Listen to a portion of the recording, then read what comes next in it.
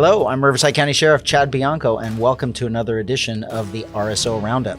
We've got in my mind, a special treat today. We have Captain Paul Bennett from our Special Enforcement Bureau. Our Special Enforcement Bureau encompasses a lot within our agency, so we're glad to have you here, and let's get right in this so we can jump in. Paul, tell us a little bit about yourself and your career with RSO. I've had an exciting, rewarding career with RSO, over 30 years of that. Actually started when I was a teenager as an explorer in Lake Elsinore Station. I got hired, what used to be, they called it a sheriff's aides, now what we know as a CSO, for the Moreno Valley Station when I was 19 years old. Went through the academy once I was able to at 21, and I've spent my entire adult career and life with the Riverside Sheriff's Department. We don't have too many people that make it to 30 years, and now you're over 30 years, but it really is a great career. It's when you have a heart to serve, and when you have a heart for this line of work, Sure. It's a fantastic career. You're a family guy. I like Absolutely. highlighting that. You may come to work and you may don the SWAT gear and go out and do missions that you do and be responsible for our special enforcement team, but when you go home, you're dad. I'm not dad as much anymore because the boys are grown and they're out of the house. So they only call when they need dad. But certainly, yes, I've raised 2 adult sons. My wife is a prosecutor with the DA's office here in Riverside. We're celebrating 25, if I get that right. Outstanding. I think we're 25. Go by the Outstanding. oldest son's. So we're celebrating 25 here real quick. To be married and raised and productive members of society, I think, is the ultimate goal. Outstanding. You did a heck of a job. You got good kids. You got a good wife too. She does a good job. So let's jump into SEB, our Special Enforcement Bureau. You oversee quite a bit. Tell us a little bit about Special Enforcement Bureau. Yeah. So when you took over as the sheriff, obviously we did some restructuring, trying to be as efficient and effective as we possibly could. And I like to say we took every one of our specialized advanced level certification and training personnel, and we put them under SEB, Special Enforcement Bureau. And our primary role and function is to support the entire department, the entire county, patrol functions, all of our special functions. So we have our Aviation Bureau. You did a segment on our pilots. That falls under SEB. We have our K-9 team. I know you've had a segment on the K-9 team. We have our Sheriff's Emergency Response Team, our CERT, which just assists in every capacity under every circumstance. Then we have our Bomb Squad. We have our dive team, the Sheriff's Dive Team that falls under SEB. And of course, we have our Emergency Services Team, which is functions as our tactical team, our SWAT team, if you will.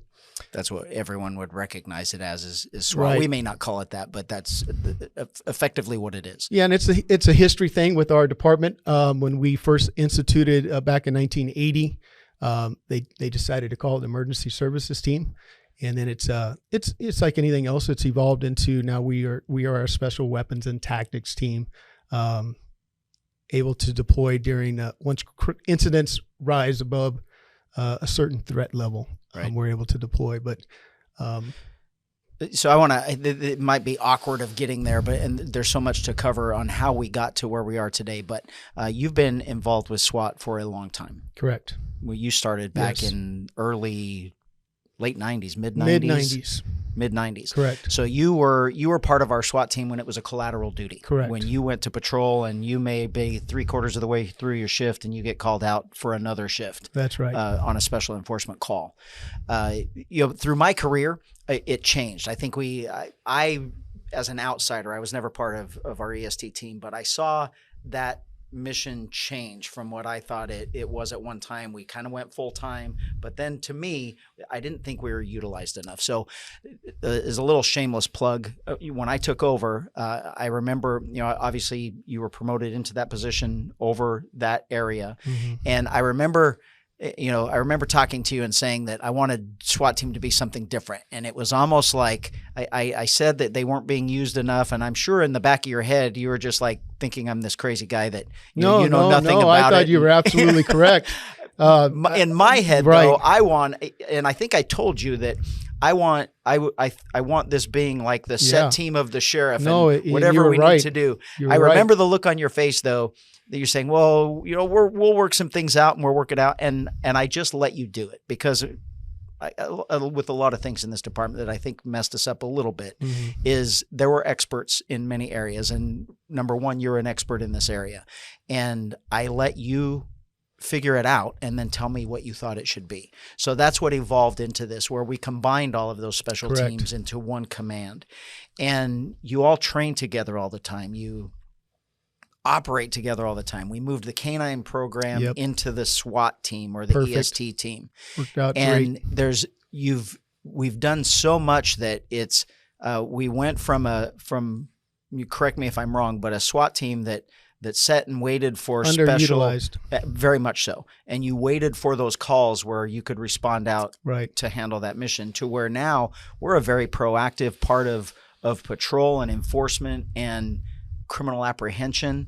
But one of the things for the expertise, and we'll talk about your training and everything else with the SWAT team and with our SWAT team and our apprehension teams, it's not about that special weapons and tactics. It's about going there safely, de-escalating and arresting that person that we need to arrest. With the best personnel capable of doing that. Absolutely. So our greatest asset with any organization are our people.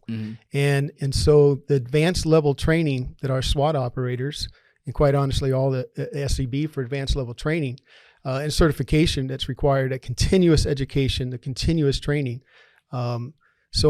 We want to put the best person in that spot, given the circumstances and situation, to safely and effectively resolve whatever that situation is. And so by deploying the appropriate trained personnel, given the circumstances, our favorable outcomes have increased dramatically. Absolutely.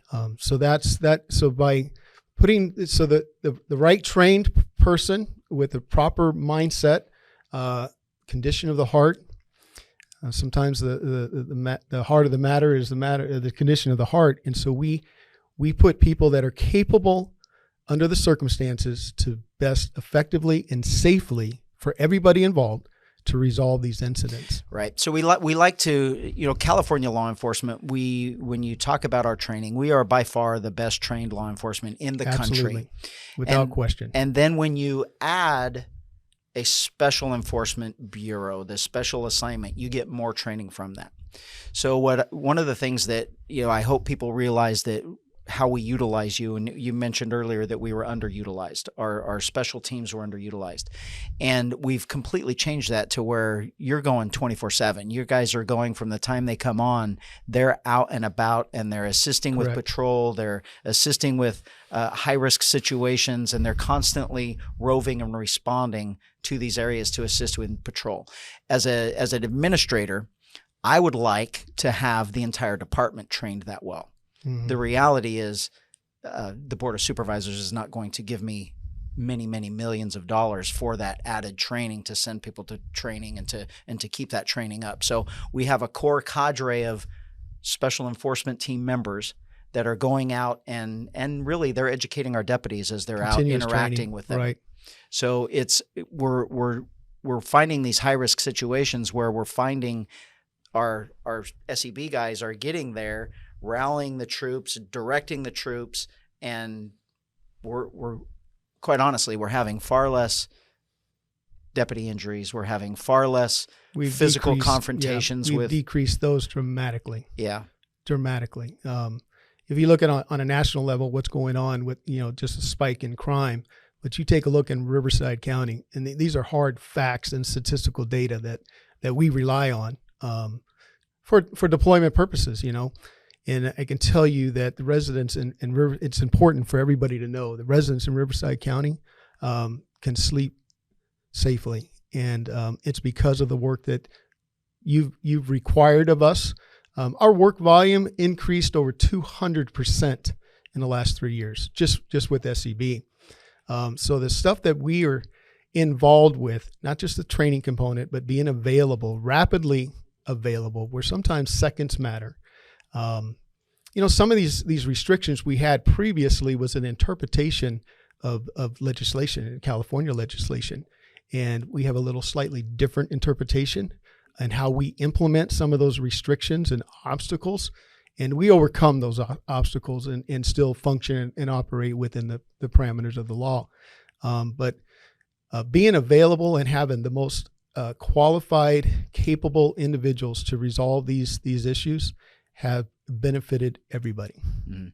Yeah, we there have been times where even we have the SEB guys rolling around, and when I say SEB, I'm talking about Special Enforcement Bureau. It's everyone. It's Correct. all of the special teams, and everyone really, not just our SWAT team, but every one of those specialized bureaus that were full of personnel, in my opinion, were underutilized. They I don't want to say they sat around, but they had one mission and they waited for that mission.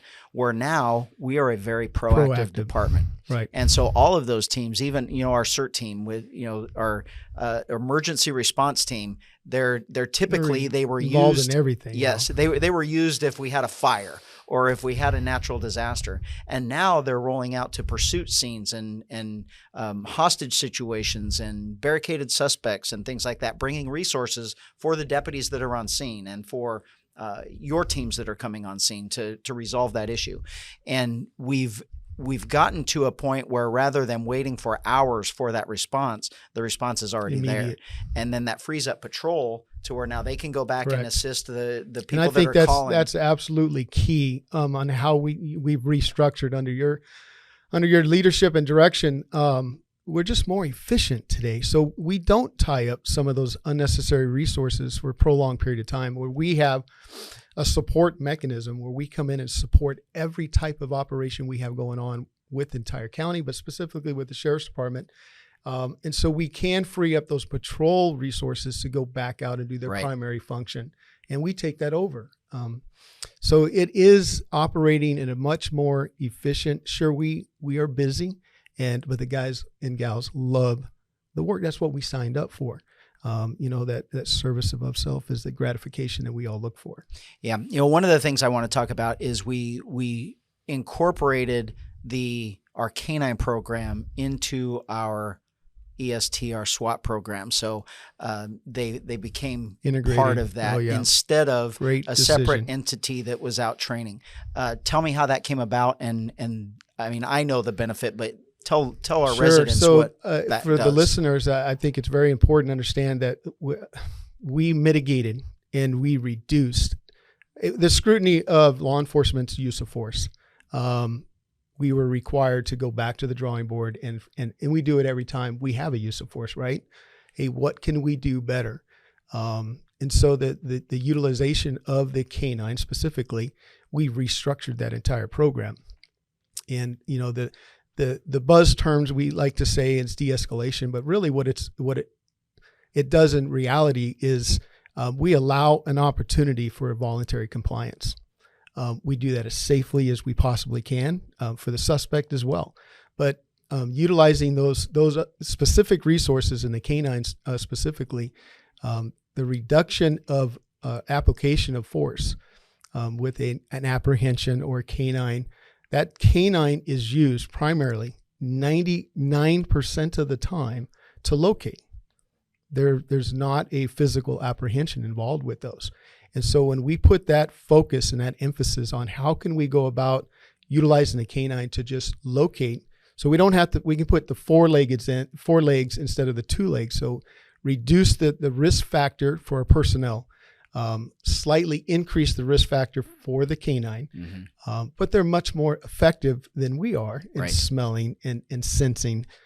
So it's just, again, utilizing those resources to the full potential and the capacity in which they're designed. Yeah, it's one of the things for me, and I know you explained this to me when we were talking about combining them and the reasons why, but it was over the years. It's amazing to me how that thought and that process and those statistics show true. in that our canines are being used so much more than what they were in the past, and our actual bites are way down. Correct. So it's it makes it safer for everybody else. These situations are obviously coming to more of a calm closure rather than a violent apprehension. Correct. We're allowing them to give up. Over 90% of our involvement with SCB, high 90s, result in insignificant. Yeah. And they never rise to a level of anybody's interest. They're just resolved. They're resolved safely with no harm, no damage. And that's why we train, and that's how we operate, and that's the outcome we're looking for. Yeah, and it's important to tell our listeners, our watchers, our viewing audience that contrary to what a biased media may be portraying, or some people that want people to believe that we are just these violent people that are out hurting people. That is not the case. I mean, we go into every situation figuring out how we can lessen the impact or the violence of the arrest. Now, I will throw this out there. It is our absolute goal, and it always will be our goal while I'm here, that our mission is to arrest bad guys. There are people that victimize people, and we will go out there and we will find them. We will arrest them. We will bring them to justice. We're very effective at that. We are. And because of that, because that's the mission, we are also doing it as effectively, as calmly as the suspect allows. So Correct. In the end, it's important to mention. In the end, it's their actions that result in a bite. Correct. Or in a use of force. But our goal going into place, I remember you're constantly saying, slow things down. I remember that, no matter where it is when we're talking about an issue, you will always mention in the argument or in the discussion slowing things down. And I think that's very important for people to know that we're not just rushing into scenes. We're utilizing every single resource we have within the Special Enforcement Bureau in each individual case. And it's not only a benefit for the county, but it's a benefit for us. I mean, it's much safer for our deputies. Safer and smarter way of doing our business. And I think that's what we're most, when I say we as the organization and the leadership at the top of that, I mean, that's a daily proposition, right? I mean, that's a daily, let's get back to the drawing board. Is there anything at all that we could have done differently? Is there any training we need to implement immediately? So we do these evaluations and assessments with everything we do. For us, it's really a daily proposition. And so absolutely we want to be as effective as we possibly can. And the consistency of the training and the mindset and expectation that we establish within SEB. We operate at an excellent level. We want to be perfect. We know that that's not possible. We'll settle for excellence. But everybody understands that that's the expectation, and you have to train in order to achieve that. Yeah, one of the best things that I like being the sheriff and looking at everything that you're doing and knowing that when I know something's happening and I know people are being deployed, the amount of inter-bureau training that we have increased in the last couple of years. There's not